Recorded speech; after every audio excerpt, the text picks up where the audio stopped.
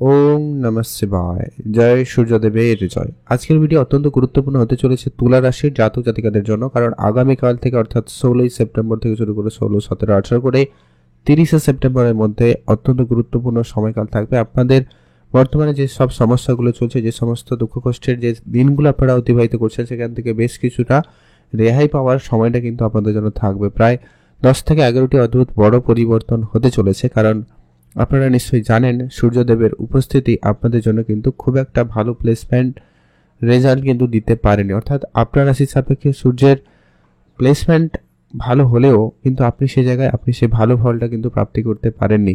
উল্টো আরও নানান দিক দিয়ে কেউ সমস্যা ফেস করেছেন। কারো জীবনে সফলতা এসছে, এটাও কিন্তু নিশ্চিত।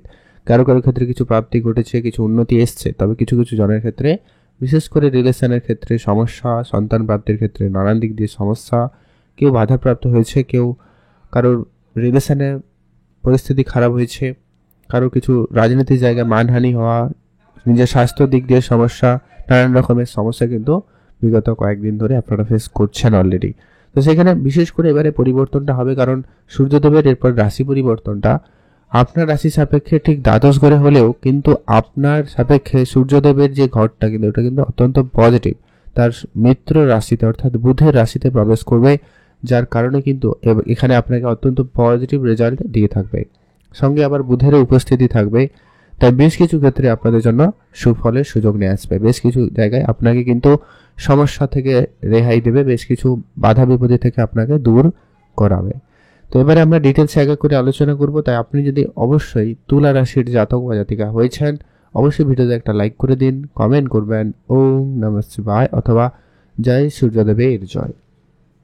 সবার প্রথমত যেটা বড় পরিবর্তন আপনি লক্ষ্য করতে চলেছেন, সেটা হচ্ছে আপনারা যারা অনেক দিন ধরে কাজকর্ম করছেন কিন্তু কাজে কোনো রকম পরিবর্তন নেই, এবার কিন্তু সেখানে পরিবর্তন থাকবে। কেউ বিদেশে যাওয়ার জন্য অনেক চেষ্টা করেছেন, অনেকভাবে যোগাযোগ করেছেন, এমনকি কাগজপত্র জমা দিয়েছেন, কিন্তু কোনোভাবেই আপনি কিন্তু সেই জায়গায় পৌঁছাতে পারেননি। কোনো না কোনো একটা সমস্যা এসে হাজির হয়েছে এবং আপনার সেই যাওয়া বা সেই প্ল্যান ক্যান্সেল হয়ে গেছে।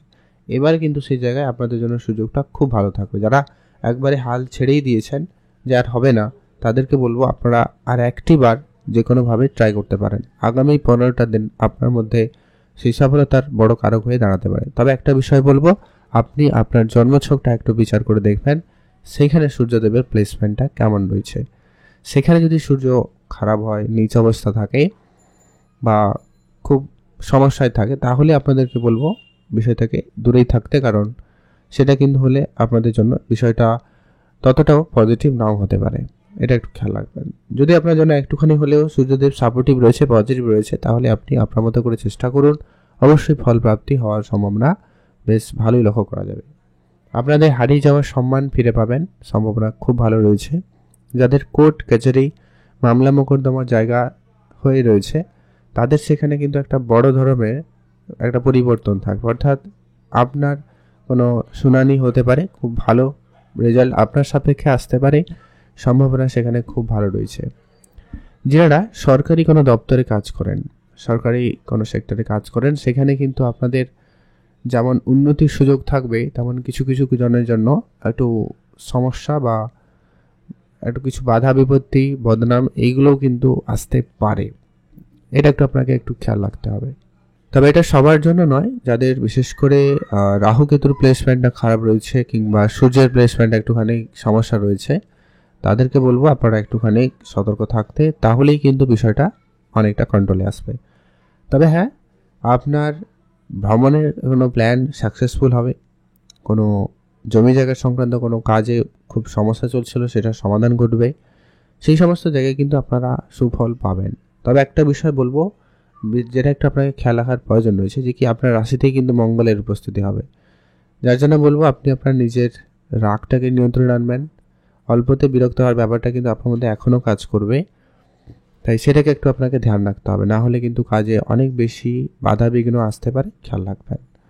আর যারা লোনের জন্য বহুদিন ধরে চেষ্টা করছেন, তাদের লোন হয়ে যাবে, কোনো না কোনো দিক দিয়ে লোন হবে, অর্থপ্রাপ্তির সুযোগ কিন্তু খুব ভালো থাকবে। তবে শত্রুর ঝামেলা সামান্য বৃদ্ধি পেতে পারে। যদি আপনার জন্মছকে শনি খারাপ না হয়ে থাকে, তাহলে চিন্তার কারণ নেই।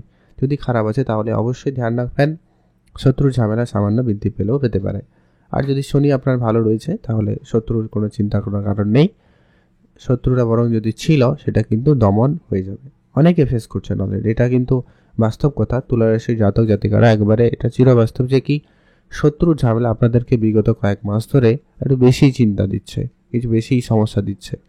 তো সেখানে কিন্তু একটা পরিবর্তন থাকবে। আর যদি খুব সমস্যা মনে হয় তাহলে কিছু উপাচার ফলো করুন, কারণ আপনার জন্মছকে তাহলে গ্রহের প্লেসমেন্টটা তেমন একটা ঠিক নেই। তো সেই ব্যাপারে আপনাকে আগামী আরও সময় আলোচনা করছি, আপনার সঙ্গে থাকুন। এর পরবর্তী আপনার যদি কোনো প্রতিযোগিতা অংশগ্রহণ করার কোনো রকম পরিকল্পনা রয়েছে বা আপনি কোনো প্রতিযোগিতায় অংশগ্রহণ করেছেন, তো সেখানে কিন্তু আপনার সুফল থাকার সম্ভাবনা খুব ভালো থাকবে। আপনারা অবশ্যই সেখানে গুরুত্ব দিতে পারেন। ব্যবসা বাড়াতে চাইলে আপনি নিঃসন্দেহে ব্যবসা বাড়াতে পারেন, সেদিক দিয়ে আপনাদের দিনকাল ভালো থাকবে। ব্যবসা নতুন করে শুরু করতে চাইলে আপনি অবশ্যই করুন, ব্যবসার জায়গায় আপনাদের জন্য দিনকাল ভালো থাকবে।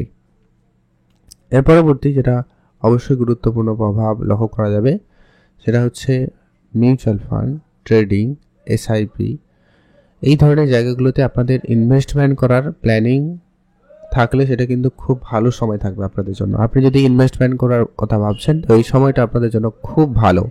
আপনাদের পুরনো কোনো ইনভেস্টমেন্ট আপনাকে খুব ভালো এবং বড় রিটার্ন দিতে পারে। তাই এই সময়কালে আপনারা চোখ কান খোলা রাখুন, অ্যাক্টিভ থাকুন। কোনো না কোনো দিক দিয়ে কিন্তু কিছু না কিছু একটা প্রাপ্তির সুযোগ আপনাদের জন্য থাকবেই। আর পৈতৃক সম্পত্তি পাওয়া বা আপনার আধ্যাত্মিকতার লাইনে আপনি কিন্তু খুব ভালো সফলতা পাচ্ছেন।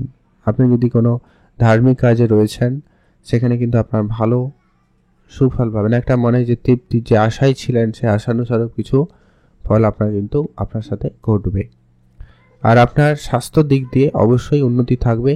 তবে একটাই বলবো কথা, যে কি আপনার জন্মছকে মঙ্গলের প্লেসমেন্ট কেমন, সূর্যের প্লেসমেন্ট কেমন এবং শনি প্লেসমেন্ট কেমন সেটা একটু দেখে নেবেন স্বাস্থ্যের ব্যাপারে। যদি এই তিনটা গ্রহ ঠিকঠাক থাকে তাহলে আপনার স্বাস্থ্য ঠিকঠাক থাকবে।